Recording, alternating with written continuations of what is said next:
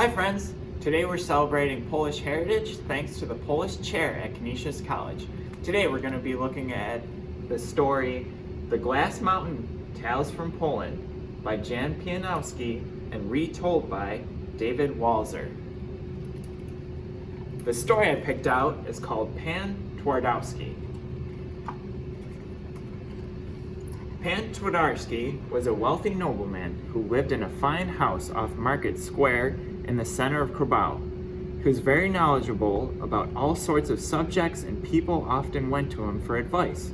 But Twardowski was not satisfied with his life. He began to dabble in the black arts, and he dreamed of changing base metals into gold and becoming fabulously wealthy. In fact, he was desperate to discover the secret. One day, he decided he could not wait any longer. Shortly before midnight, he left his house on foot to meet someone he knew that could help him. When he reached the outskirts of the city, he left the path and walked toward a lonely place surrounded by trees. The moon was full, and by its light he saw a mysterious figure wrapped in a long cloak coming toward him. As the figure got closer, Twardowski could see horns at each side of his head. It was the devil, the very person he came to meet. "What do you want from me?" asked the devil. "I want to have unlimited knowledge and power," Twardowski replied in a low, level voice. "Only I have these powers," replied the devil. "I could lend them for a time, but I must have in return."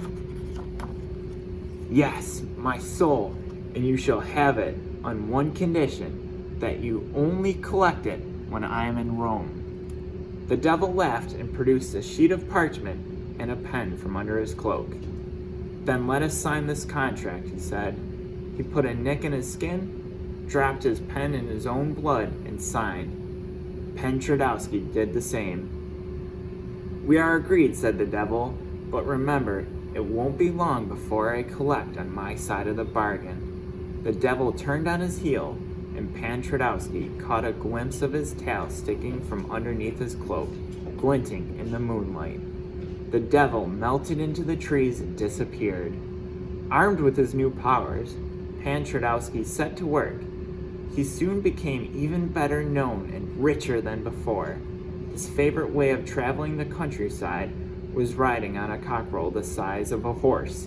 This allowed him to cover distances in no time at all. Once at dinner with his friends, he conjured up a huge rock in the garden to impress the other guests. It is still there to this day. He could make old people look young again, and on one occasion, he even helped the king get one last glimpse of his wife, the queen, who had recently died. At first, he was satisfied with tricks like these, but over time, he became to do less pleasant things. When a friend told him about an argument he had with someone he lived near Krakow, Twardowski lifted his glass until it caught the sun and looked towards the man's house. The house suddenly burst into flames and burned to the ground. He tricked a young woman, a potter by trade, into marrying him. When she refused to be his obedient wife, he took his revenge by getting his rowdy friends to destroy all the pots that she was selling in the market. Isn't that sad? Not even Twardowski's faithful servant was safe. When he tried to earn a little money on the side by using his master's powers to make an old man young again, Twardowski turned to the spider and said, "From now on, you will live in the fold of my cloak." As news of this kind behavior spread, people began to become weary of Twardowski, and the devil grew impatient to receive his side of the bargain. One day, Twardowski heard that a rich and famous man was ill and asked for his help. He was always happy to mix with important people, so he went to a address he had been given in an inn by a nearby village. When he pushed open the door, he was met by an ear-splitting laugh and demons whirling about in the air. As Pan paused on the doorstep, the demons settled, and there, lounging in a chair by the fire, was his old acquaintance, the devil himself. "You can't do this to me," Pan Twardowski began to say, but the devil interrupted him. "Oh, yes, I can," he said with a laugh. "Look at the name of this inn." Pan Twardowski glanced at the sign above his head and saw the dreaded word, Rome. "It's too soon," he said, but again the devil broke in. "Not too soon for me, though." Pan Twardowski tried every trick he knew to squirm out of his side of the bargain, but the devil clinched the matter. He reached underneath his cloak and pulled out a document. "You gave me your word as a gentleman, remember?" he said as he flourished the contract. Pan Twardowski tried to make one more bid for his freedom. He ran up to the huge open hearth and climbed up the chimney as fast as he could. When he reached the top, he found himself rising as if by magic into the air, surrounded by circling crows.